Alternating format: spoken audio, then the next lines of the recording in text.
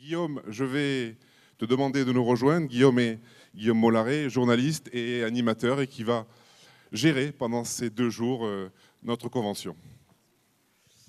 Bien, merci Lamine, merci Stéphane Rossignol pour vos interventions. Alors aujourd'hui, on va débattre de la relation, en tout cas ce matin avant votre assemblée générale, de la relation avec les médecins dans les établissements. Et d'abord peut-être pour nous dresser un premier topo sur la réglementation en cours, je vais demander à Fatia Atouf de bien vouloir nous rejoindre.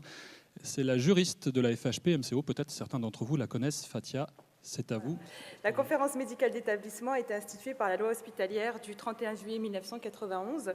Cette loi a inséré un article dans la partie légale du Code de la santé publique. Cette création n'a pas été suivie d'un décret d'application parce que notamment le gouvernement de l'époque avait estimé que le texte légal comme il était rédigé se suffisait à lui-même pour pouvoir permettre une application souple du texte. Et aussi parce que les conférences médicales se sont créées dans un climat plutôt tendu entre les différentes parties prenantes sur ce sujet. D'ailleurs, lors des discussions sur le projet de loi qui concerne les CME, les opposants à cette création avaient notamment clamé « on ne veut pas de soviets au cœur des cliniques ». Les choses ont bien changé depuis et la loi HPST est venue se repositionner sur les conférences médicales d'établissement en lui attribuant des missions spécifiques et en élargissant ses compétences. Loi HPST qui, elle, a fait l'objet d'un décret d'application. Alors, pour rappel, la loi hospitalière comme la loi HPST, qui a gardé le cadre général de la conférence médicale d'établissement et a rappelé que ce sont les praticiens qui exercent leur activité dans un établissement de santé privé qui forment de plein droit une conférence médicale chargée de veiller à l'indépendance professionnelle des praticiens et de participer à l'évaluation des soins. La loi n'a pas précisé de manière plus concrète la nomination, qui doit être nommé au sein de cette commission pour le privé, du fait notamment du statut libéral des médecins. Elle n'a pas également précisé qui a l'initiative de mettre en place dans les établissements cette CME. Donc, il appartient aux médecins et notamment aux gérants de l'établissement de la mettre en place avec des modalités que les médecins sur lesquels ils se seront mis d'accord. Alors, donc, un décret d'application qui est venu préciser les contours des missions de la CME. C'est un décret du 5 novembre 2010, spécifique donc à la CME. Ce décret a défini les domaines dans lesquels la CME peut être consultée. Il a spécifié son champ de compétences, notamment en matière d'amélioration de la qualité et de la sécurité des soins. De ce fait, ce décret a arrêté ses attributions et son domaine d'intervention. Qu'est-ce que la CME à travers ces textes ? C'est avant tout, elle a été conçue, la CME, par le législateur comme un cadre d'échange. En effet, elle est consultée sur différents sujets, en priorité sur la politique médicale de l'établissement, à savoir le projet médical et les éléments du CEPOM qui se rapportent à ce projet médical. La CME est également consultée sur tout contrat ou avenant contractuel qui porterait sur l'exercice d'une ou plusieurs missions de service public d'un établissement de santé. La CME est également consultée sur le règlement intérieur de l'établissement et sur les prévisions annuelles d'activité. La CME est aussi et avant tout un cadre de concertation sur la qualité et la sécurité des soins. En effet, la loi HPST lui a conféré un rôle très important sur la gestion des risques et le décret l'a renforcé notamment. En effet, la CME contribue à l'élaboration de la politique d'amélioration de la qualité et de la sécurité des soins. Elle est mise à contribution sur tous les programmes de gestion des risques. Elle contribue également à la lutte contre les affections associées aux soins. Elle est également mise à contribution pour mettre en place les dispositifs de vigilance destinés à garantir la sécurité sanitaire. Et elle est mise à contribution sur la politique médicale la politique du médicament de l'établissement. Plus spécifique de gestion des risques, un décret est venu préciser les choses. Un décret du 12 novembre 2010 relatif à la lutte dans les établissements de santé contre les événements indésirables associés aux soins. Au-delà de définir ce que c'est qu'un événement indésirable, ce décret est surtout venu déterminer le rôle de la CME dans la gestion des risques. Il précise notamment que Le responsable légal de l'établissement doit permettre à la CME de disposer des éléments nécessaires pour proposer un programme d'action dans le cadre de la gestion des risques. La CME est notamment concertée pour la désignation du coordonnateur, du coordonnateur sur les événements indésirables et sur la gestion des risques. Cependant, c'est toujours le gestionnaire d'établissement qui conserve le pouvoir décisionnel. Donc c'est le gestionnaire de l'établissement, le représentant légal, qui arrête le programme d'action dans le cadre de la gestion des risques. Sur le médicament, un décret du 30 août 2010, qu'il faut rappeler, a fixé de nouvelles attributions à la CME dans le cadre du management de la qualité médicamenteuse. La CME s'est vue également confier avec ce décret les missions qui étaient préalablement conférées aux Comédims qui disparaissent de ce fait. La CME est également mise à contribution dans le cadre de l'amélioration de la qualité sur la prise en charge de la douleur et elle est également consultée sur le plan de développement professionnel continu du personnel médical salarié. La CME a également été pensée par le législateur comme un cadre de réflexion et d'évaluation sur l'accueil et la prise en charge. En effet, elle a un rôle également dans le cadre de la réflexion qui peut être menée sur l'accueil et la prise en charge médicale des patients. Elle contribue à l'évaluation de la prise en charge de ces mêmes patients. Et elle a un rôle qui lui est dévolu, elle a un droit de regard sur toute organisation des parcours de soins qui peuvent être mis en place dans l'établissement. Du fait de tous ces éléments, donc, il ressort que la CME est aussi avant tout un cadre de travail. En effet, elle doit proposer des choses. La CME propose un programme d'action sur toutes les missions qui lui ont été confiées. Un programme d'action qui doit répondre aux recommandations du rapport de certification et également qui doit prendre en compte les engagements pris dans le cadre du CPOM. Ce programme d'action doit notamment être assorti d'indicateurs et au final, la CME rédige un rapport qui doit être mis à disposition. Donc, le programme d'action et le rapport annuel de la CME doit être mis à la disposition du directeur général de l'ARS par le représentant légal de l'établissement. Donc c'est le représentant légal de l'établissement qui conserve la responsabilité également sur la production de ces éléments. La CME a été pensée donc comme un cadre non contraignant d'échange, un cadre aussi de concertation avec le représentant légal de l'établissement. C'est un lieu d'échange vraiment pour pouvoir se positionner et permettre une amélioration sur la qualité et la sécurité des soins dans les établissements, mais les textes n'ont pas prévu certains éléments pour cette CME. Donc la CME n'a pas été pensée par les textes, toujours, pas peut-être en pratique c'est autrement. Elle n'a pas été pensée comme un organe représentatif des médecins de l'établissement, comme pourrait être un conseil, un comité d'entreprise pour les salariés. Le législateur ne lui a pas donné une vocation d'être la plateforme de revendication. De ce fait, la CME n'a pas de personnalité morale, elle n'a pas le pouvoir d'ester en justice pour le compte de ses membres, et elle reste une instance consultative au sein des établissements pour pouvoir réfléchir à une gestion médicale dans le cadre de son rôle dédié. La CME n'est pas non plus une codirection. En effet, il n'y a pas de statut dédié pour le président de cette CME, contrairement à ce qui se fait dans les CME du public, où là, il y a un réel statut pour le président. Il est notamment vice-président du directoire, il assiste au conseil de surveillance.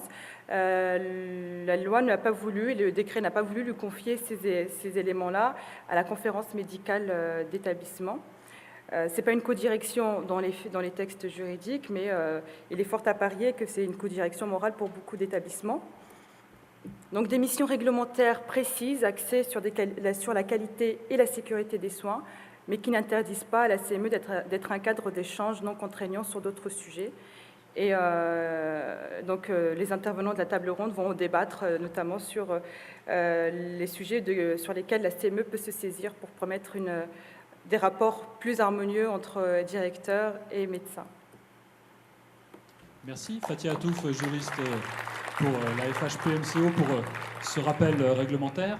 Je vais maintenant demander pour la première table ronde qui concerne cette relation médicale avec les établissements. Je vais demander à Sylvie Charlet, qui est directrice des affaires médicales du groupe Vitalia, de nous rejoindre, ainsi qu'à Maître François Musset, qui est avocat à la Cour, le docteur Jean-Louis Desfieux, qui est président directeur général du groupe Courlancy, et enfin le docteur Jean-Luc Baron, qui est le président de la CNP-CME.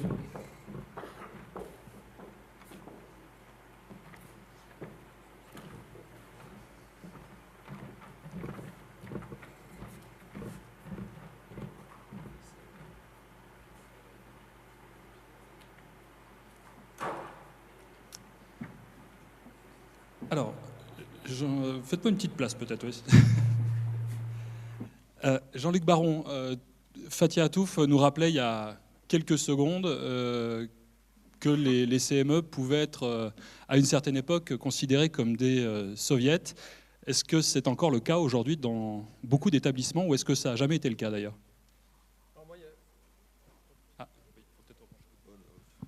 Oui, il y a quelque chose qui m'a frappé quand même. On voit que les CME ont été institués en 1991. On est en 2012. Qu'est-ce qui a été fait ? 2013 même, oui. Fin 2012, on a attaqué 2013. Et les CME ont encore un fonctionnement très hétérogène. Ça veut dire quoi ? Ça veut dire qu'il faut attendre à chaque fois des textes réglementaires pour faire évoluer la relation médecin-établissement. Moi, je pense qu'il y a peut-être des choses plus intelligentes et que peut-être, dans un esprit de responsabilité, on peut construire ensemble, parce que dans la négociation, bien entendu, mais on peut construire ensemble de façon à ce qu'on n'ait pas forcément besoin des textes pour avancer. Le texte viendra si on n'arrive pas à s'entendre et qu'il y ait un arbitrage. Alors je dis ça pourquoi ? Parce que le titre aussi de la table ronde, c'était « Comment attirer les jeunes ?» Si on ne se démarque pas d'un système hospitalier avec ses cloisons, avec ses conflits entre la direction et les médecins, comment voulez-vous que les jeunes arrivent ? Les jeunes, qu'est-ce qu'ils veulent ? Ils ne veulent plus visser leur plaque comme ils la vissaient avant. Nous, quand on arrivait, on vissait notre plaque. Et après, on se posait des questions. Les jeunes, ils ont peut-être raison d'ailleurs. Hein. Ils se posent des questions et ils vissent leur plaque. Après, s'ils sont accueillis, s'ils arrivent dans un système où ils seront pris en charge, où ils auront une certaine souplesse. Et donc, ça veut dire que la CME d'aujourd'hui, elle doit tendre vers ça, de façon à ce qu'on puisse offrir aux jeunes quelque chose qui soit attrayant.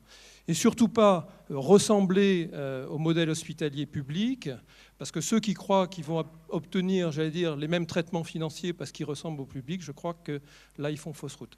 Donc cette CME, alors, effectivement, elle a des difficultés à s'installer parce qu'on est encore, et M. Musset en parlera peut-être mieux que moi, sur des contrats, on va dire, qui sont intitulés personnels entre l'établissement et le médecin, et que finalement, on n'a pas fait de place à la contractualisation collective que peut représenter la CME. Donc tout ça, il faut qu'on le travaille, et on est en train, et Sylvie Charlet en parlera aussi, parce qu'on a plusieurs travaux avec la FHP, et je crois qu'il faut absolument que nos directeurs de clinique comprennent qu'on est sur le même bateau, et qu'on a à construire ensemble, avec une confiance, parce que le mot il est là, qu'on se fasse chacun confiance.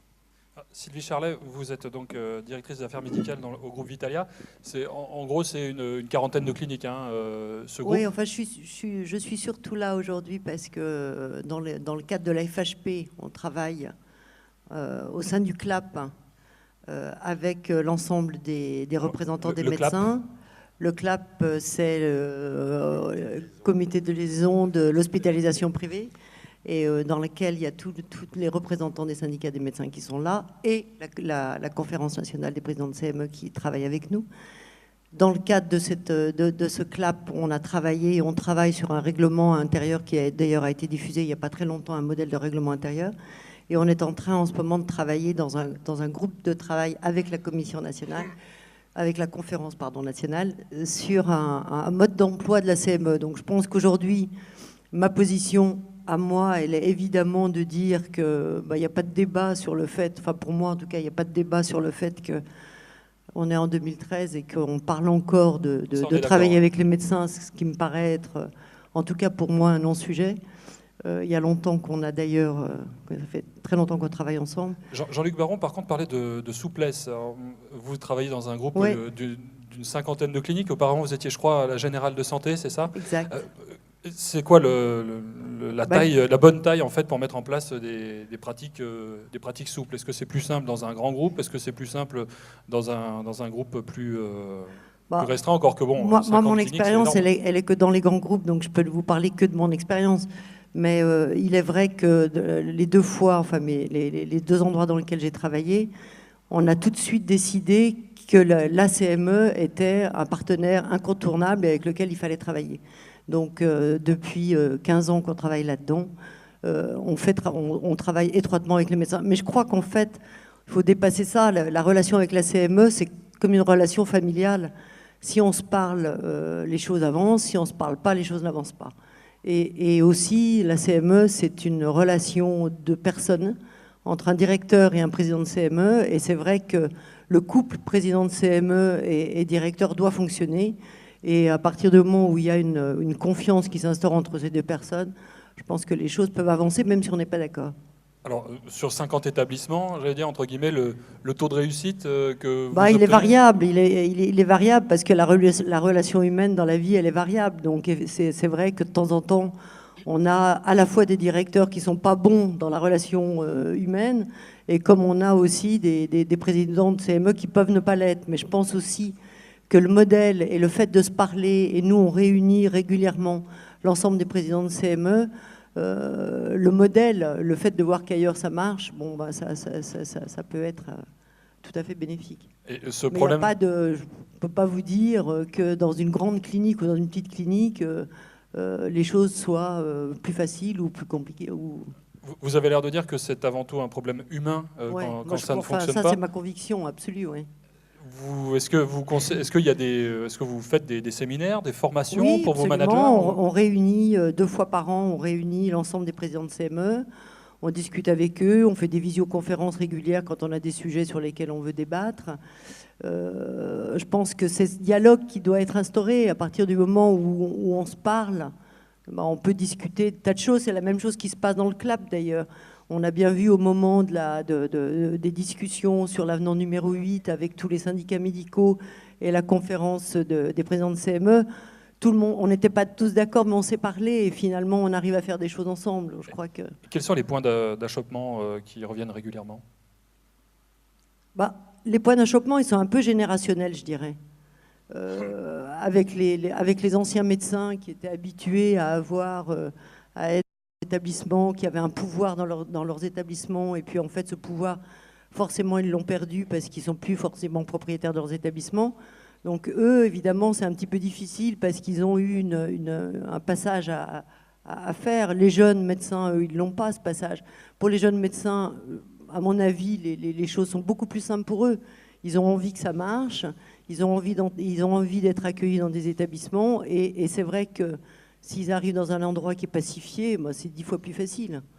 Jean-Louis Desfieux, vous êtes président d'un groupe régional. Est-ce que vous rejoignez cette analyse? Oui, donc président du groupe Colancy. Du groupe Colancy, qui est un groupe strictement basé en Champagne-Ardenne, avec une petite extension sur le sud de l'Aisne. Donc on est strictement régional et on a 8 établissements, dans tous les établissements rémois. Je partage tout à fait, bien sûr, ce qui a été dit, notamment les relations humaines entre un directeur et un président de CME qui sont indispensables. Mais le fonctionnement de notre groupe est un peu différent, parce que c'est une coopérative de médecins où aucun médecin ne peut rentrer s'il ne fait l'acquisition d'un quota d'action. En gros, 100 000 € s'il veut s'installer à Reims, c'est la moitié s'il veut s'installer en périphérique. Et donc, il y a en plus de la CME et de la direction, un conseil d'administration qui est composé strictement de médecins. Et alors, ça revient quasiment au même, parce que les médecins sont des gens intelligents, ils ne vont pas s'amuser à gérer n'importe comment le groupe, les cliniques.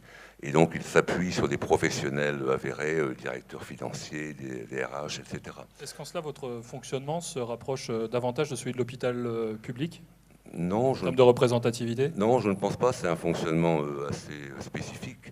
C'est-à-dire que la différence fondamentale, si vous voulez, c'est que dans un groupe comme le nôtre, les médecins sont décisionnaires in fine. Alors que dans un groupe différent, où les médecins n'ont pas de part de capital, c'est quand même un avis consultatif qu'ils ont.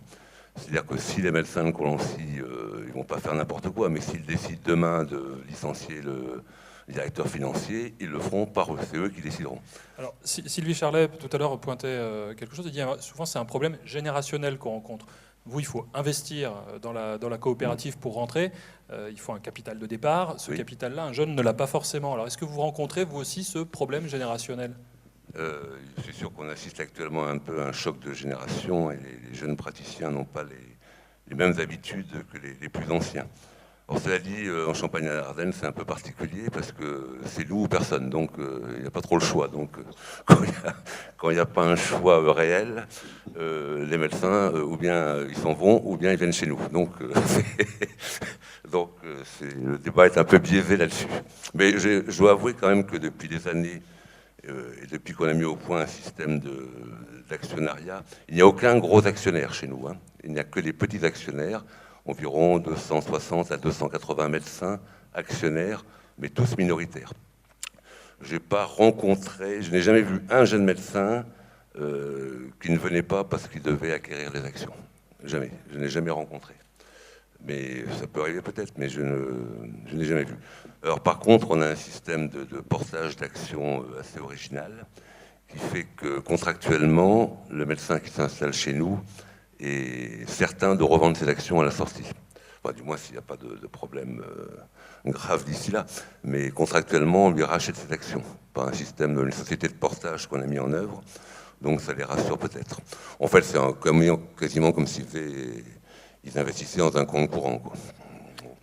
Jean-Luc Baron, deux modèles de CME différents. Oui, mais peu importe les modèles, c'est l'organisation qui est... Moi, je voudrais revenir sur le fait pourquoi les CME, finalement, vous avez posé la question, quels sont les freins. Les freins, ils viennent qu'on est sur des malentendus depuis longtemps. J'ai vu la présentation, on parle de codirection pour le président de CME. Très franchement, ce n'est pas une codirection, c'est un éclairage de la stratégie. Écoutez, important, comme on peut le voir dans d'autres entreprises. Ce qu'il faut bien voir aussi, c'est qu'il faut se parler d'égal à égal. Il n'y a pas à faire de paternaliste, il n'y a pas à faire de codirection. On a des entreprises, parce qu'il ne faut pas oublier quand même que les médecins, sauf peut-être les salariés, mais les médecins libéraux, qui sont la majorité qui travaillent dans les établissements privés, ont leur propre entreprise, souvent, des fois individuelle, mais souvent en groupe maintenant. Et donc, ils ont leurs propres contraintes. Donc, pourquoi parler de façon paternaliste ou non, je crois qu'il faut qu'on se parle d'entreprise à entreprise et les choses iront beaucoup mieux. Alors, quel que soit le modèle, c'est peut-être plus clair sur un modèle type général de santé où les gestionnaires sont séparés des médecins.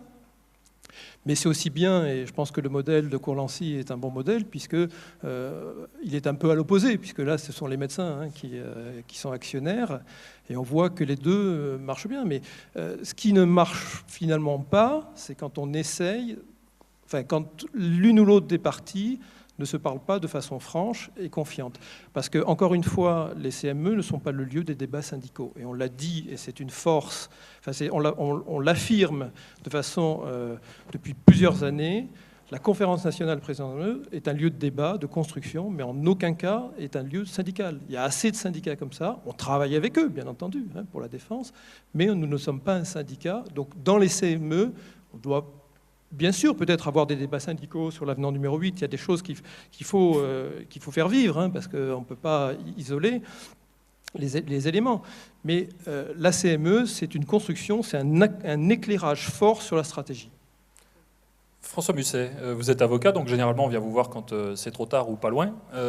Vous êtes confronté à quel type de problème quand on vient vous voir? Généralement, c'est qu'on est vraiment au bout du bout, on n'arrive plus à dialoguer, ou est-ce qu'on vient vous voir un petit peu en amont pour essayer de déminer? Beaucoup de nos clients sont venus nous voir sur un stade aigu ou chirurgical, et en fait la relation elle se construit après dans la durée de manière beaucoup plus sur mode médecine préventive. Donc on a des relations, et spécialement en ce qui concerne les relations entre praticiens et médecins et établissements, on a des missions de conseil et d'accompagnement sur l'ensemble de la France. Et ce qu'on observe, je voudrais valider tout de suite de notre point de vue de juriste, les propos qui viennent d'être tenus par nos trois intervenants. Il suffit pour se convaincre de la justesse de ce qui vient d'être dit de prendre en considération d'où vient non pas la conférence médicale d'établissement qui existe dans vos établissements, mais son prédécesseur, la commission médicale d'établissement dans le secteur public, qui a été créée 20 ans avant, c'est-à-dire dans la loi du 31 décembre 70, et qui en fait est très exactement un organe représentatif des personnels médicaux, avec tout ce que cela véhicule pour le secteur public, pour les agents publics et toute la dimension syndicale dont précisément l'hospitalisation privée, que ce soit du côté des praticiens ou du côté des établissements, donc des directions, entendent se démarquer. Car effectivement, la commission médicale d'établissement à l'hôpital ne peut pas être le modèle efficace pour l'hospitalisation privée, à supposer qu'elle soit efficace pour le secteur public, ce qui n'est pas mon propos. En ce qui concerne la conférence médicale d'établissement telle qu'elle existe dans les établissements privés, ce qu'on observe, c'est que, et le rappel de Fathia tout à l'heure était tout à fait éloquent, c'est qu'il y a non pas une épaisseur juridique, mais une minceur juridique quand on la compare aux textes qui régissent son homologue dans le secteur public. Donc cette minceur juridique de la conférence médicale d'établissement pour les cliniques, en fait, nous renseigne sur, au fond, c'est un juriste qui le dit, l'inutilité juridique, je dis bien juridique, de la conférence. Mais inutilité juridique ne veut évidemment pas dire inutilité tout court, parce qu'au contraire, et on vient de le comprendre, toute l'utilité politique et relationnelle de cet organe est tout à fait considérable.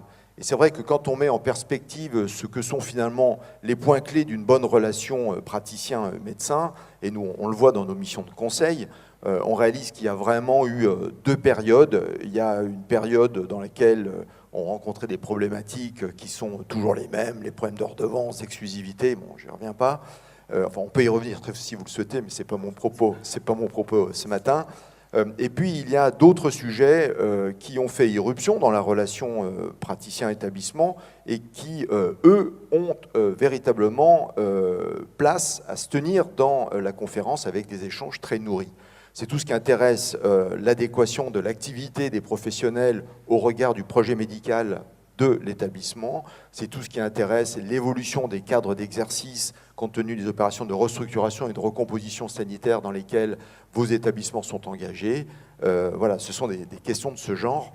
Et on voit là que la conférence est un lieu qui n'a pas, c'est pas un lieu d'autorité, c'est pas un lieu de contrainte juridique. Il y a, comme le rappelait Fathia tout à l'heure, il n'y a pas de personnalité morale, il n'y a pas d'action possible à proprement parler pour la conférence, mais tout le monde sait que c'est un lieu où on peut débattre collectivement d'un certain nombre de choses et trouver des solutions. Sylvie Charlet, François Musset le rappelait à l'instant, il dit qu'il y a des établissements qui ont des pratiques différentes et suivant, en fonction de rachat ou de revente d'établissements, on se retrouve parfois avec des cliniques qui n'ont pas les mêmes pratiques que celles du groupe. Alors dans ces cas-là, comment est-ce qu'on gère ? Est-ce qu'on gère au cas par cas ? Est-ce qu'on essaye de formater la CME à la main du groupe qui est racheté ? Comment est-ce qu'on gère ce type de relation ? Non, d'abord, la CME, c'est une entité qui est gérée par les médecins et qui est organisée par les médecins. Donc, c'est certainement pas. Oui, mais la relation. C'est certainement pas à la direction de l'établissement de dire aux médecins comment ils doivent le faire. Donc, en principe, je répète ce que je disais tout à l'heure, il y a la valeur du modèle et la valeur de l'exemple. Nous, ce qu'on est en train de faire dans le cadre du CLAP, c'est justement de donner les moyens à toute CME qui se crée, de savoir comment on fait, quels sont les droits, les devoirs, quelles sont les bonnes pratiques, quels sont les conseils qu'on peut donner. Mais voilà, je crois que j'ai pas grand-chose. Est-ce que vous avez des pratiques harmonisées au sein de vos 47 établissements où il y a autant de pratiques que d'établissements ? Vous voulez dire dans les formes juridiques, dans la façon... Même dans la façon, après, dans la relation, oui. Oui, j'allais dire. En fait, 47 CME, probablement 47 façons de fonctionner différentes, mais ça n'a pas grande importance.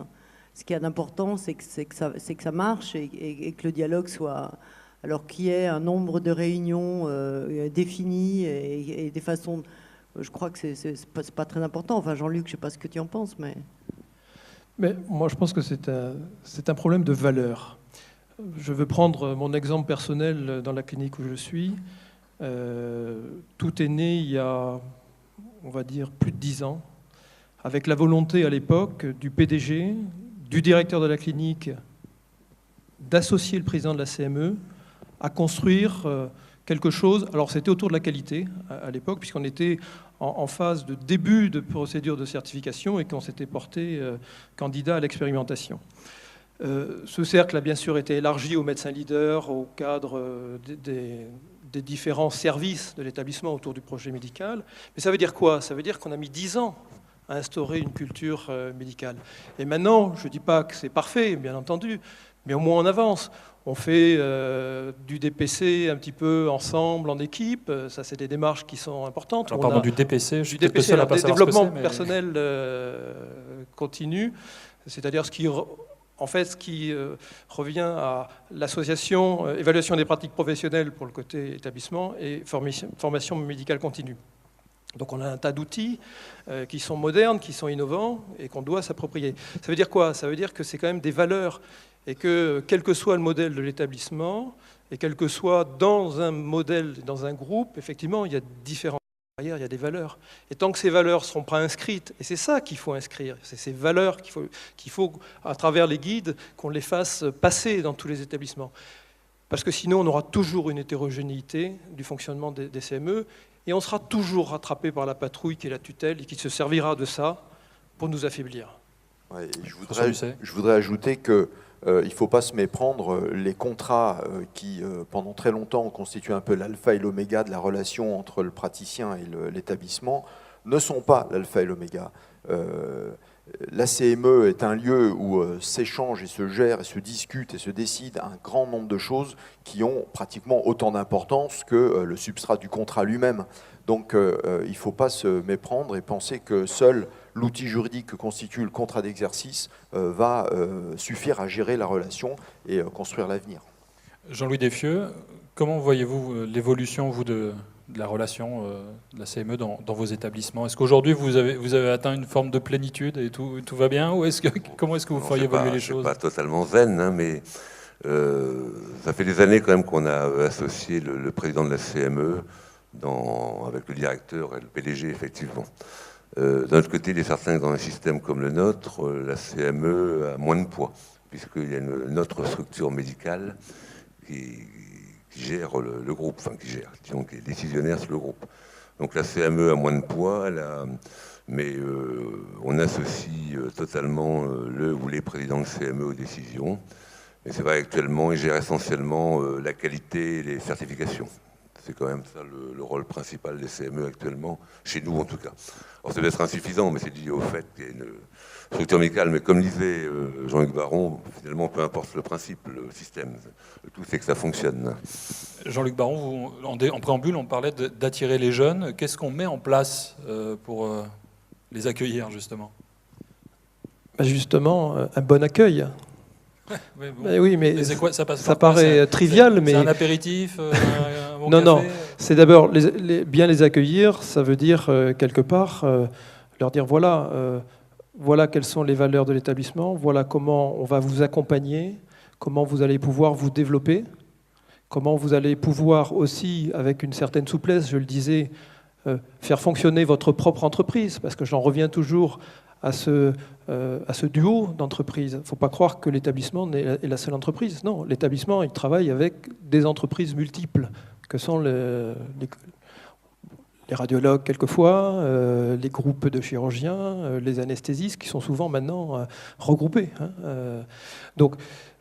Et puis, je pense que bien accueillir un médecin, c'est aussi faire que peut-être ils viennent justement proposés par des équipes médicales et qui ne soient pas forcément imposés, ou au moins s'il arrive en dehors de ce qui existe déjà, on s'assure qu'il rentrera bien dans le projet médical d'établissement et qu'il n'est pas parachuté comme ça, parce que sinon, et ça c'est un des rôles possibles de la CME.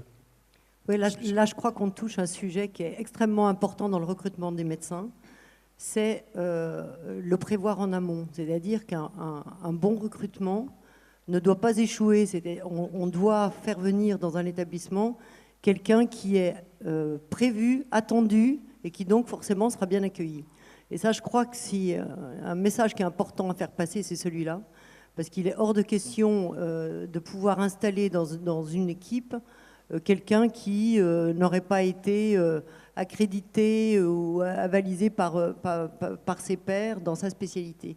Donc ça, je pense que le premier travail, et c'est un travail très très important avec la CME, c'est de bien définir les priorités de recrutement, de savoir qui on attend et qui on cherche.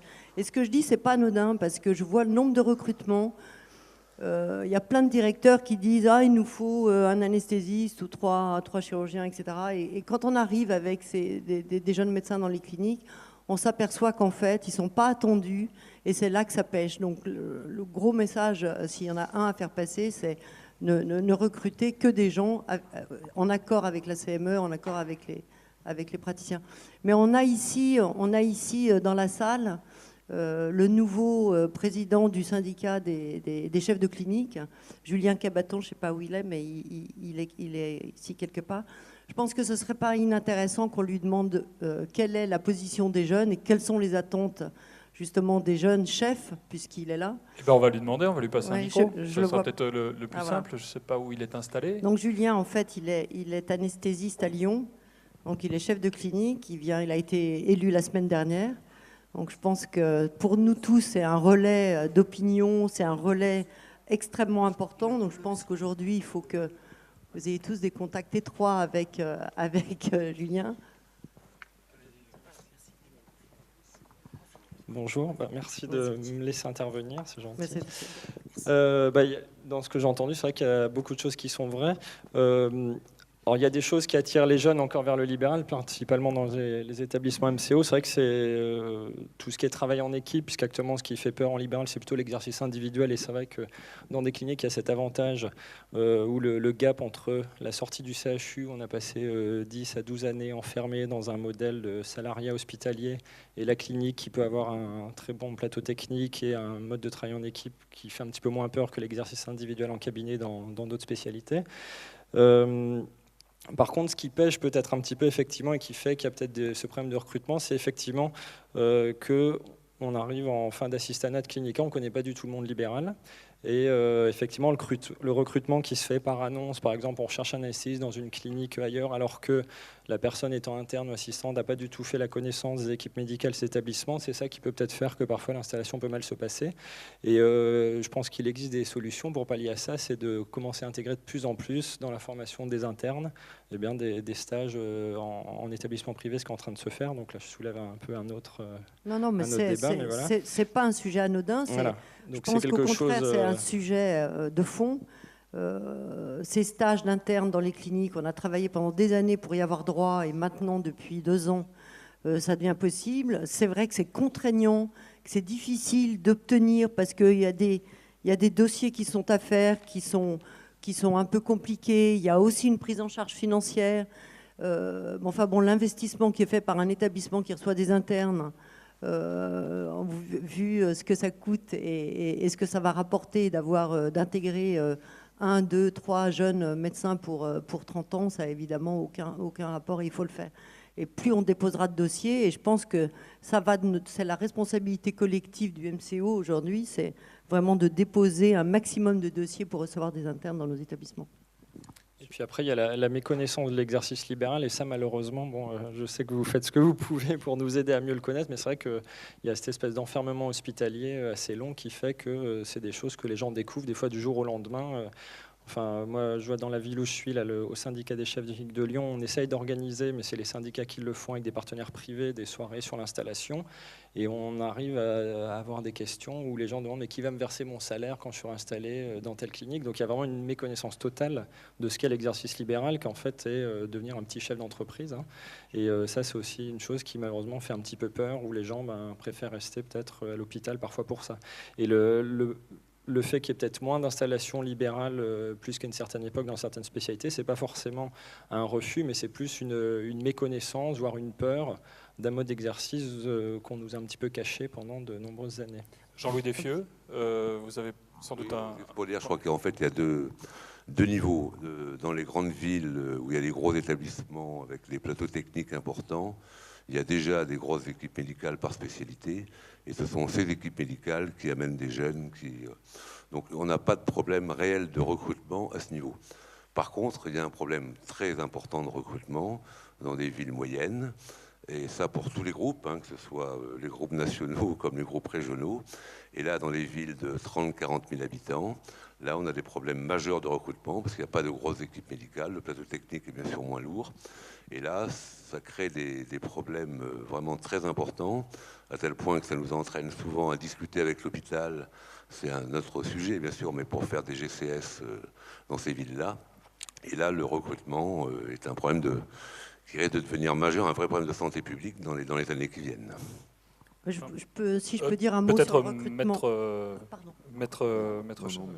Brièvement, à propos de l'accueil des jeunes praticiens, j'observe que les discussions contractuelles qui s'engagent entre les directions d'établissement et les praticiens ou leurs conseils portent beaucoup aussi sur la capacité pour le candidat à l'entrée de s'impliquer dans justement toutes les organisations collectives ou transversales, la CME bien sûr, mais aussi le CLIN et tout ce qu'on peut voir qui est nécessaire au bon fonctionnement de l'établissement. Et deuxièmement, je vois des établissements dont les directeurs, directrices se préoccupent beaucoup d'essayer de cerner dans l'esprit du futur praticien l'intérêt qu'il a réellement pour le projet de l'établissement. Et ça, c'est véritablement quelque chose d'assez nouveau. Jean-Luc Baron, vous confirmez ? Tout à fait. Moi, alors, je pense que concernant l'accueil de jeunes, on est tout à fait d'accord qu'il y a une méconnaissance du milieu libéral, quoi qu'encore vous pouvez faire des remplacements, je veux dire, ça existe, et que c'est une bonne façon aussi de rentrer dans des équipes. Pourquoi pas, surtout que je pense que beaucoup d'équipes cherchent des remplaçants. Après, je voudrais dire aussi qu'on a enfermé, mais ça c'est la législation qui veut ça, dans des murs l'accueil des internes. C'est-à-dire c'est un établissement qui accueille. Et je crois que là, du moins sur les grandes villes, il faudra peut-être s'ouvrir à accueillir à multi-établissements. Parce que qu'est-ce qu'on voit dans le milieu privé, ce qui n'existe pas à l'hôpital public, c'est qu'on a des associations, je veux dire, de la chirurgie. Alors je prends l'exemple de la chirurgie parce que c'est peut-être là où il y a le moins d'internes d'accueillis, où il y a peut-être une demande la plus forte des internes actuellement, puisqu'on en trouve en anesthésie, on en trouve en SSR, mais finalement en chirurgie, ils aimeraient bien, et surtout dans certaines spécialités, ils n'y arrivent pas. Je crois qu'on a peut-être à travailler justement pour qu'on puisse accueillir, nous, au sein de nos cabinets, des internes qui finalement interviennent sur plusieurs cliniques. Bon, ça va être difficile, parce qu'on sait bien qu'on est encore une fois sur le modèle hospitalier et qu'on a du mal à en sortir. Mais je pense qu'effectivement, on a pas mal de travail à faire là-dessus sur l'accueil des internes. Et je pense qu'à ce moment-là, on aura réglé certains problèmes, si on arrive à le faire sur le plan réglementaire, pour accueillir dans plus de spécialités et faire découvrir aux jeunes médecins le secteur libéral. Bien, c'est une piste de travail. Peut-être est-ce qu'il y a des questions dans la salle avant de clore cette table ronde et de passer à l'Assemblée Générale. Oui, je vois une question là-bas. Je vais me débrouiller pour faire passer un micro. À la table sur la droite. Enfin, oui, sur la droite. Je vais vous demander, s'il vous plaît, de vous présenter pour que... Oui, bien sûr. Alors moi, je suis le docteur Foulon. J'ai la particularité d'être chirurgien et chef d'établissement. Je suis à la fois élu URPS médecin, ce qui ne m'empêche pas d'être à la FHP et au conseil d'administration de la FHP-MCO. Non, ce que je veux dire, c'est qu'on ne peut pas se passer des médecins, a fortiori des CME. Si on est amené à dans une clinique, ce serait quand même dommage de se passer des médecins. Oui. Ne pas trop la mettre de côté, en tout cas, comme je l'ai entendu dire par le juriste notamment. Si on a besoin de mettre en place des projets de coopération inter-établissement, ça me paraît absolument indispensable. Si on veut mettre en place un projet médical de territoire, il faut que les médecins soient adhérents. On voit bien quand on les met, non pas de côté, mais quand ils ne sont pas co-signataires d'un projet, ça ne marche pas. Alors d'autre part, je regrette aussi que nous sommes actuellement dans la période des contrats d'objectifs et de moyens. Je ne sais pas en France, mais c'est notre cas en Ile-de-France. La CME n'est pas co-signataire de ce CPOM, à ma connaissance. Je le regrette. L'URPS médecin que je représente le regrette aussi, et c'est une grave anomalie des tutelles. Alors, Jean-Luc Baron, est-ce que vous partagez ce regret? Alors, j'espère, monsieur, que dans le conseil d'administration de la FHP, vous avez une voix prépondérante. Parce que tout ce que j'ai entendu, je le savoure bien volontiers. Parce que c'est effectivement une de nos demandes. Parce que, quel que soit le type d'avis, que ce soit des avis consultatifs, voire des avis conformes, comme certains l'ont demandé, mais on voit bien ce que ça a donné sur les CBU, que ce soit conforme, consultatif. La question, elle n'est pas vraiment là. La question, elle est quand vous portez finalement des engagements au travers d'un contrat avec la tutelle pour les médecins sont absents. Et ça, je serai le premier à porter avec vous, avec la FHP, la possibilité pour les médecins et pour le président de CME essentiellement, d'aller participer aux négociations, voir la signature sur les annexes, bien entendu, c'est le stade ultime, mais au moins déjà commencer par les phases de négociation, parce que je ne suis pas sûr que dans la France, il y ait beaucoup de présidents de CME qui soient associés aux séances de négociation qui préparent le CPOM. Maître Musset? Oui, ce qu'il faut dire, c'est qu'il y a un élément quand même dans l'environnement juridique nouveau depuis 5-6 ans, c'est que la démarche des pouvoirs publics est de mettre de côté de plus en plus le principe de l'effet relatif des contrats. Vous connaissez la règle, le contrat n'engage que celui qui les signe. Donc quand un établissement signe un contrat avec une agence, par exemple, ça n'implique pas directement le médecin et on sait qu'il peut y avoir des écarts de comportement, par exemple en matière de suivi du dossier pharmaceutique ou médical, et avec des impacts, y compris financiers, pour l'établissement. Donc, au-delà de cet exemple purement anecdotique, les pouvoirs publics ont engagé depuis 2009 et mis en place des outils pour étendre de manière légalement obligatoire les engagements pris par l'établissement sur les conséquences du comportement des médecins. C'est-à-dire que la relation que les médecins ont avec leurs patients, avec les caisses d'assurance maladie,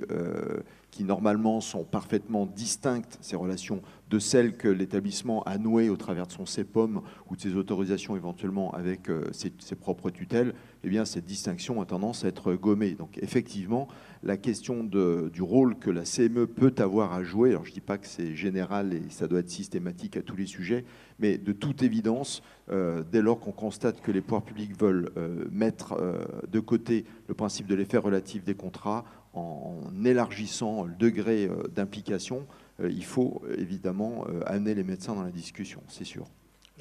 Simplement pour dire que j'ai relu hier le guide méthodologique pour les ARS, pour les CEPOM.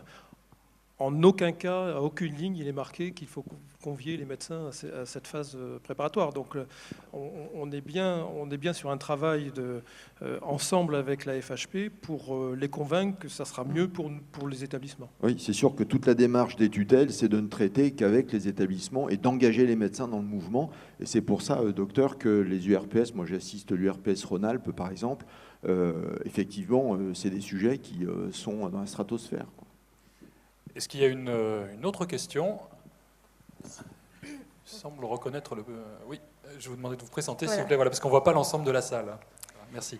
Elisabeth Tomé-Gertenrich, donc je suis déléguée générale à la FHP et bien sûr, comme l'ont dit Sylvie Charlet et le docteur Baron, nous avons engagé un certain nombre de travaux. Je voulais juste apporter une précision sur l'actualité qui vous a sans doute pas échappé et qui est que est à l'étude actuellement au ministère de la Santé un décret qui a vocation à élargir les compétences de la conférence médicale d'établissement. Nous étions avec le docteur Baron reçu vendredi dernier à la DGOS. Un communiqué de presse est sorti sur ce sujet vendredi. Et l'élargissement porte d'une part sur la consultation des médecins, pour faire très court, à toutes les questions stratégiques, et la consultation également des médecins sur tous les projets de coopération territoriale. Au-delà de l'aspect factuel de cet élargissement envisagé de compétences, qui bien sûr ne recouvre pas et ne répond pas à l'ensemble des demandes qui sont formulées par les uns et les autres, et en tout cas par le docteur Baron, en sa qualité de président et de représentant des présidents de CME. Ce qui est intéressant, c'est que ça veut donc dire que le dossier est ouvert et qu'il y a quelque chose qui ressemble à un progrès, en tout cas si j'essaie de regarder le sujet avec les lunettes qui sont les vôtres. La deuxième chose que je voulais dire, c'est que je suis souvent, et c'est peut-être le cas aujourd'hui, la seule qui est exercée en hôpital public et qui a notamment été directrice des affaires médicales et de la prospective dans un gros établissement hospitalier public. On se méprend souvent sur la place des médecins dans le secteur public. Le fait que le médecin soit salarié a l'air de simplifier l'équation.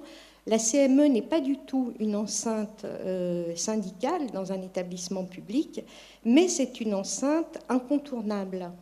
Et dans le fond, ce que je voulais dire, et c'est mon propos de conclusion, c'est que plus que se battre sur une double signature qui, d'une certaine façon, fragilise potentiellement la clinique parce que face aux tutelles, on devient très facile à diviser quand on est deux à signer. Le problème de fond, me semble-t-il, en tout cas c'est dans ce cadre-là que les travaux du CLAP se sont engagés, c'est comment garantir une parfaite association et une association maximale des médecins dans une logique de construction commune. Mais il me semble en tout cas qu'attaquer le sujet sous un angle strictement juridique, c'est-à-dire avoir le droit d'apposer sa signature, ne garantit pas en tant que tel l'efficacité de l'organisation qui est à parfaire ou à construire. Voilà. C'était ce que vous souliez tout à l'heure, hein, Maître Musset, me semble-t-il. Oui, j'avais une question. Jean-Luc, tu as glissé assez délicatement sur une problématique qui nous concerne, qui est la rémunération des fonctions transversales et des missions de la CME. Donc peut-être l'aborder, parce qu'on est un petit peu entre nous, et si ça peut faire évoluer le débat, ce serait une bonne chose. Oui, merci de soulever ce point qui est un point fondamental, mais je ne voulais pas rentrer dans le détail. On était effectivement sur des choses peut-être un peu plus globales, mais on sait bien qu'un système pour marcher, il a besoin quelque part, au-delà même de financement, j'allais dire de valorisation.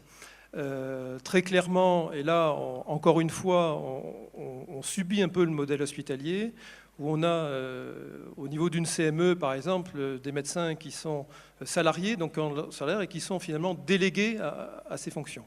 En privé, on le prend sur notre temps, et c'est à la fois du temps passé, bénévole aujourd'hui, mais c'est en même temps, ça peut s'inscrire sur une réduction, j'allais dire, de notre activité. Et quand même, on voit beaucoup de présidents de CME se désengager de ces fonctions actuellement, étant donné la lourdeur quand même de la tâche, parce que moi, je l'entends ici ou là, certains médecins disent, mais moi, les années où j'étais président de CME, ça a été 20% de moins de chiffre d'affaires. Ça veut dire qu'on commence à toucher du doigt, de façon pratique, étant donné la charge de travail, qu'on a une diminution finalement des revenus pour quelqu'un qui est président de CME. Donc effectivement, on a un dossier à porter. On est en train de faire une enquête en Languedoc-Roussillon sur qui reprend d'ailleurs des enquêtes anciennes de Rhône-Alpes et du CLAP d'ailleurs, mais un peu à la sauce moderne de l'organisation que nous a confié maintenant la loi HPST. Donc on refait une enquête en Languedoc-Roussillon sur ce nouveau modèle et le temps passé. Et il y a un projet de la reconduire au plan national de façon à porter un dossier au niveau des tutelles, parce que effectivement, on ne pourra voir les médecins s'occuper de ces fonctions transversales que si derrière il y a une valorisation, c'est bien entendu. Avant de faire passer un chapeau dans la salle pour Jean-Luc Baron et ses ouailles, peut-être demander à dire un mot Desfieux, à la mine. Bon, dans le groupe Clancy, c'est vrai, même si les CME ont peut-être un peu moins de pouvoir qu'ailleurs, tous les présidents de CME sont rémunérés. On a pris cette décision il y a déjà plusieurs années, et chaque président de CME touche un peu plus que le SMIC par mois. Voilà. En gros, 1 500 € par mois. Oui, après, on peut discuter des modalités, puisque la CME, sa première mission, quand même, c'est de veiller à l'indépendance des praticiens, donc il faut qu'elle ait un soupçon au moins d'indépendance. Ça n'empêche rien. Voilà. Mais peu importe l'idée, enfin, déjà, l'idée est bonne. Après, les modalités, effectivement, on a à les construire de façon... Normal, mais ça me paraît normal, tout à fait. Qui... Voilà. Après, le modèle peut être différent, mais il n'appartient pas simplement à l'établissement de rémunérer. Nous, on a développé depuis longtemps à la Conférence nationale un modèle tripartite avec une rémunération qui vient de la part des praticiens, justement pour la CME dans ses fonctions de CME propre pour garder une certaine indépendance, et une partie à partager entre les tutelles et l'établissement, dans tout ce qui est mission autour de la gestion des risques, par exemple, et mission réglementaire.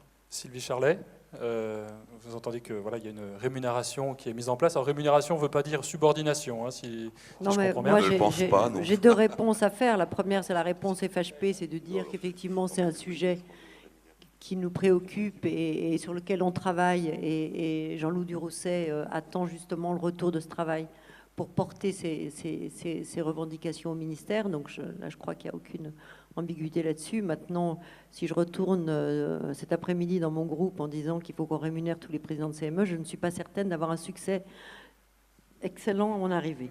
On vous reverra peut-être pas l'année prochaine. Mais ceci dit, évidemment, je sais que c'est nécessaire et qu'il faut trouver une solution. Est-ce qu'il y a d'autres questions dans la salle? Oui, à la table en bas à gauche.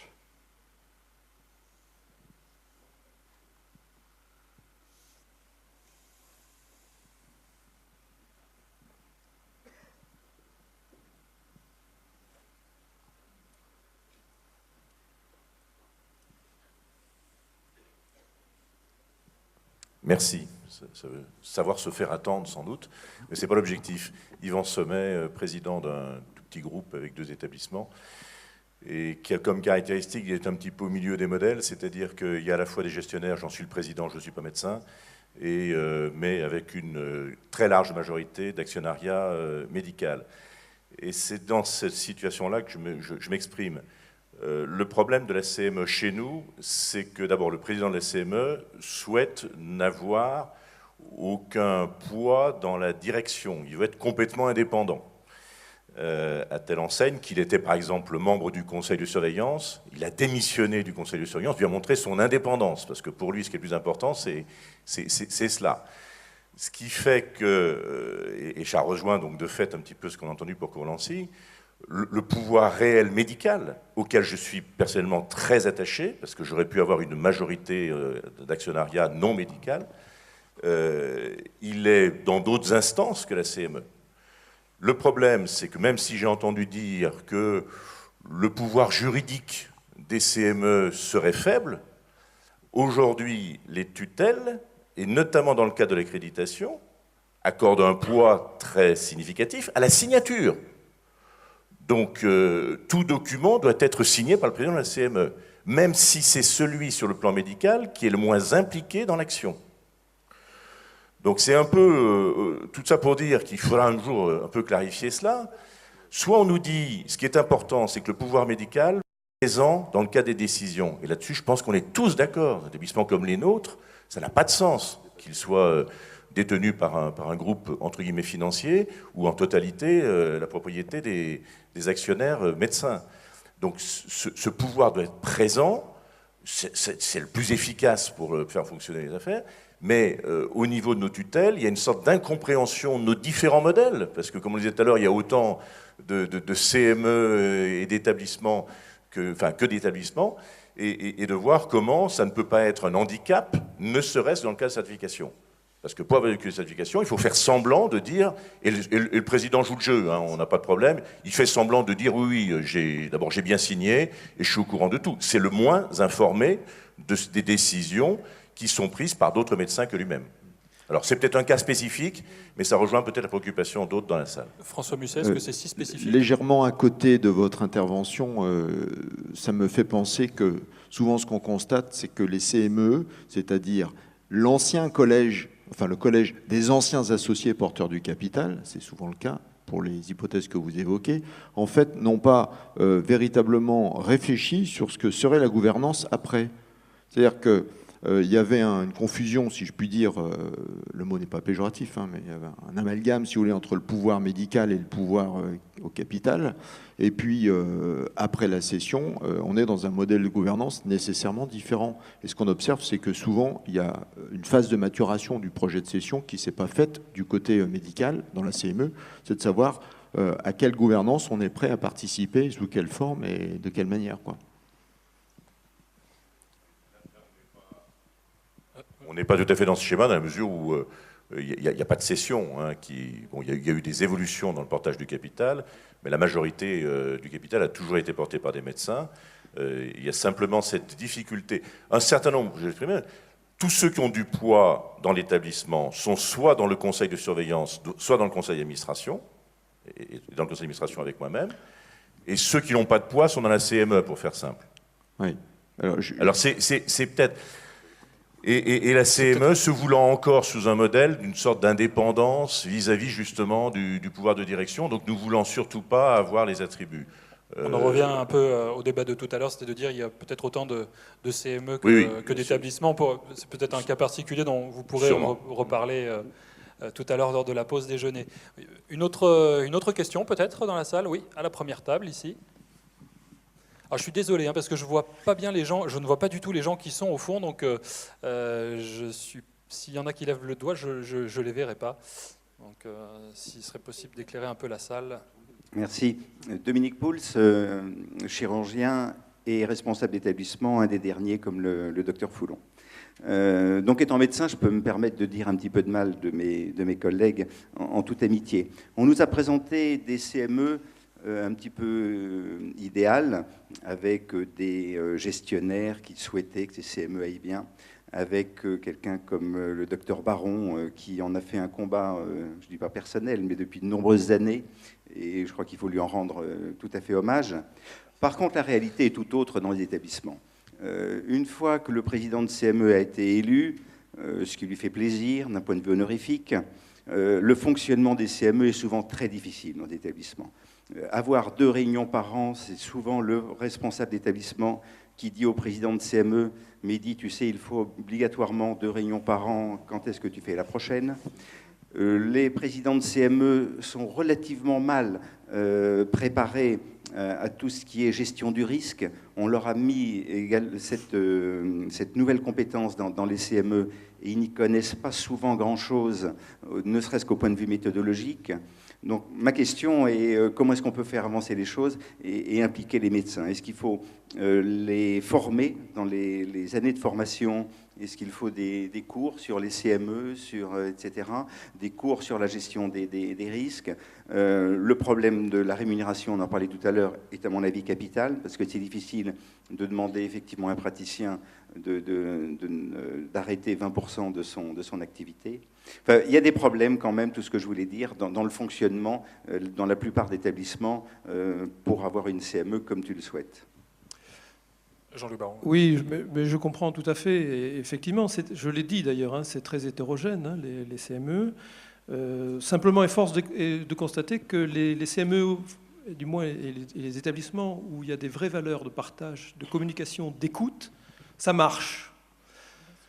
Donc on peut peut-être s'en inspirer un petit peu comme modèle.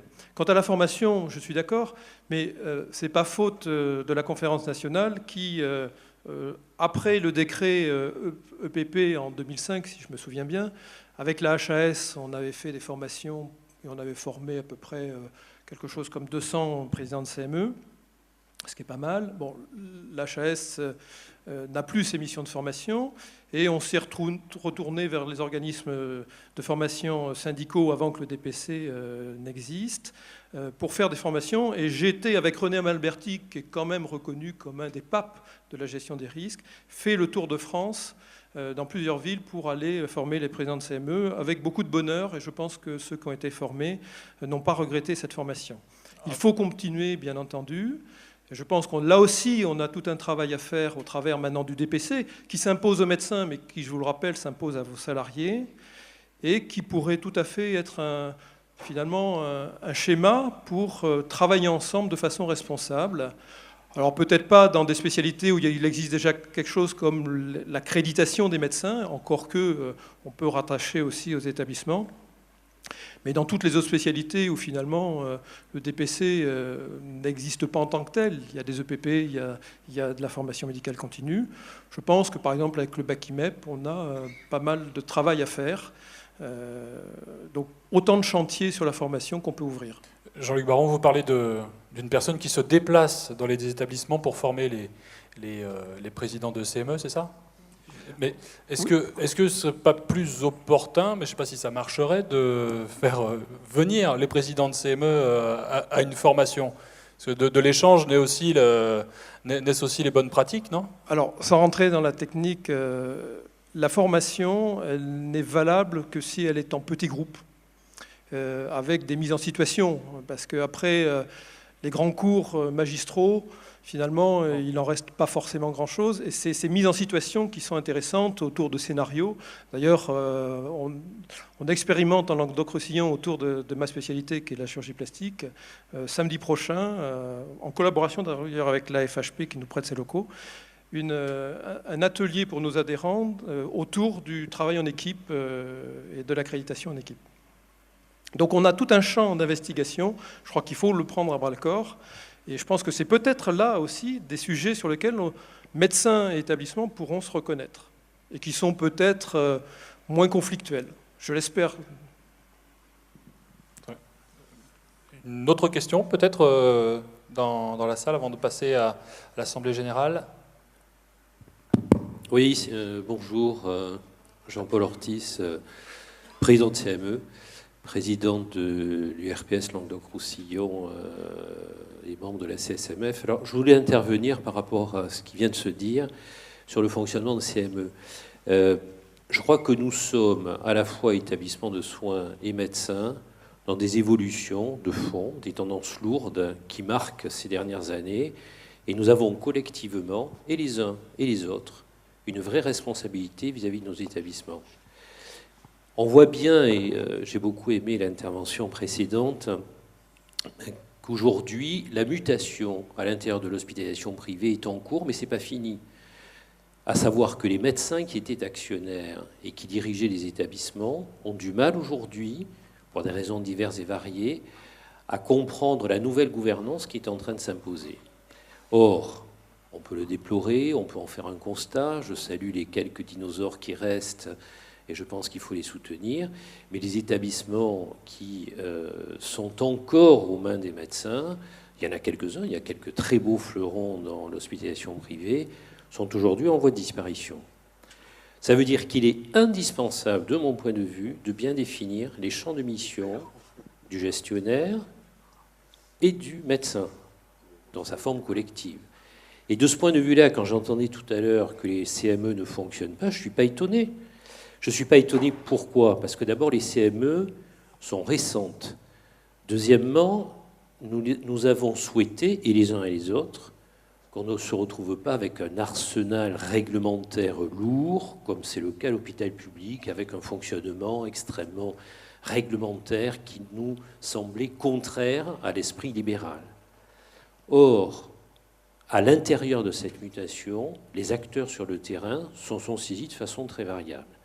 Je crois qu'aujourd'hui, nous devons porter tous un double discours, celui d'une nouvelle gouvernance avec la reconnaissance du rôle médical collectif dans les établissements. Et je dis bien du rôle médical et je ne dis pas du pouvoir, parce que quand on parle du pouvoir, on rentre forcément sur des logiques de conflit de pouvoir, et c'est bien là où les uns et les autres, avec des schémas anciens, doivent évoluer.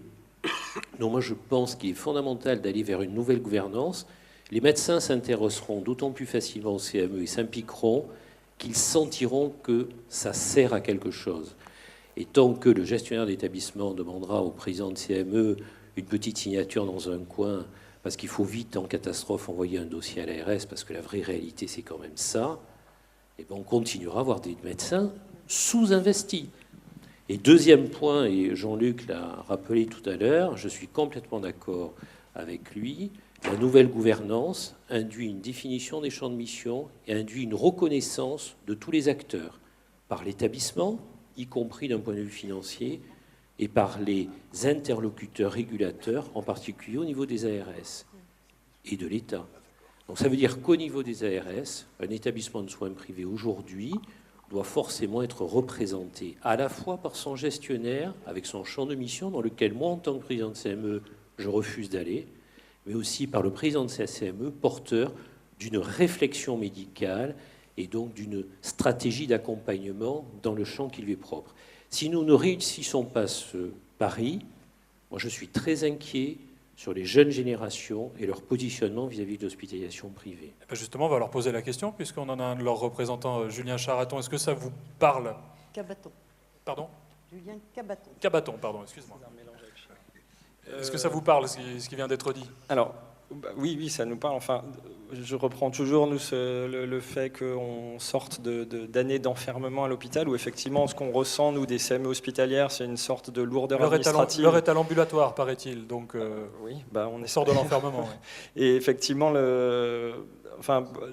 l'image qu'on a en tout cas des CME, nous, des établissements privés, c'est éventuellement la possibilité par rapport à l'hôpital d'être plus acteur de l'établissement dans lequel on va pouvoir travailler, chose que actuellement, quand on est en tout cas jeune médecin à l'hôpital, on n'a pas du tout, puisque on a parfois en plus l'impression, même si c'est peut-être parti pour changer là dans les quelques années à venir, que les CME hospitalières n'ont pas forcément un pouvoir décisionnel sur, disons en termes d'organisation médicale. Donc on a un peu cette image, mais qu'on découvre en participant par exemple à ce type de réunion, qu'en établissement privé, on peut être plus acteur du projet médical de l'établissement. Donc après, c'est vrai que d'entendre ces différentes interventions, ça fait réfléchir, puisqu'on se dit que c'est peut-être pas forcément la réalité. Il y a une image aussi peut-être des CME dans les cliniques pour un jeune médecin qui arrive, qui est peut-être plus de personnes déjà installées, on parlait de choc générationnel tout à l'heure sur les pratiques, mais c'est aussi sur un jeune qui arrive, c'est pas forcément évident d'être intégré, je pense, dans ces CME où on ne sait pas trop finalement effectivement si c'est les représentants des syndicats qui sont là et qui sont déjà en train de tout organiser, puisqu'on n'a pas forcément une bonne image aussi de la médecine libérale de par les syndicats. C'est pas évident d'être intégré, mais est-ce que vous en avez seulement envie? Parce que là, on parle de difficultés en pagaille. Est-ce que vous en avez envie finalement? Quand on vous dit, oui, tu vas prendre 20% de chiffre d'affaires en moins dans la Non, effectivement, je pense qu'un jeune qui débute, qui effectivement, les premières années de son installation, a le souci de éventuellement rembourser un prêt à l'installation, avec des achats de matériel, des choses comme ça. C'est vrai que, à mon avis, c'est très rare que dès les premières années, on puisse être intégré.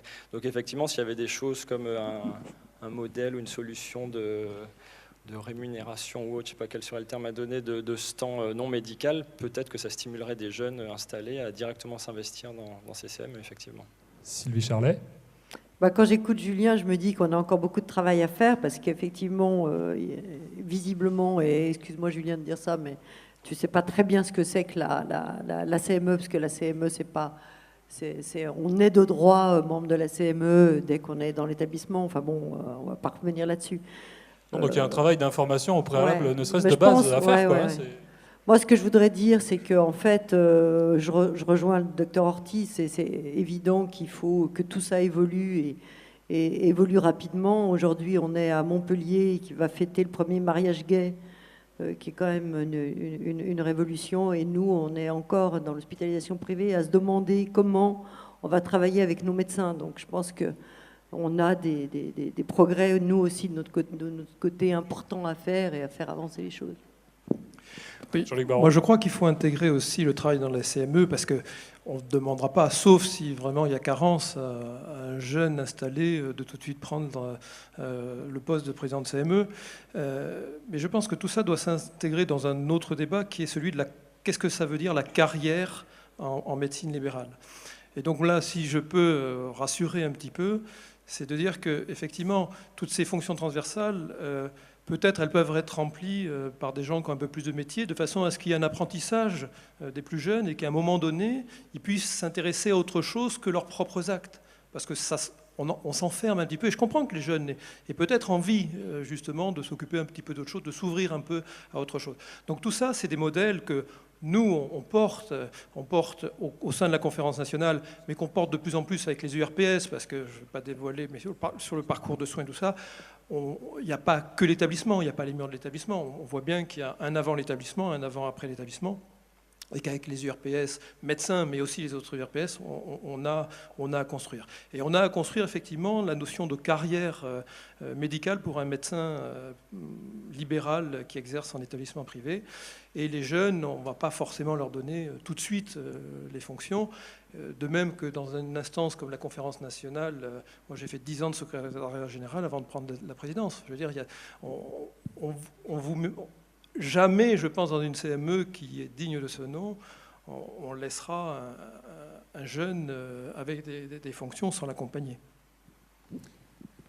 au-delà de la situation des jeunes praticiens qui arrivent dans l'établissement et qui rejoignent donc de plein droit la CME, ce qu'on observe, c'est que les CME qui ont le tissu relationnel le plus dense et donc, j'allais dire, d'une certaine manière, les plus belles CME, en fait, sont des CME qui se sont construites à partir d'un certain nombre de conflits. Alors, pas nécessairement des conflits internes, c'est parfois des conflits externes auxquels des praticiens ou l'établissement ont été confrontés.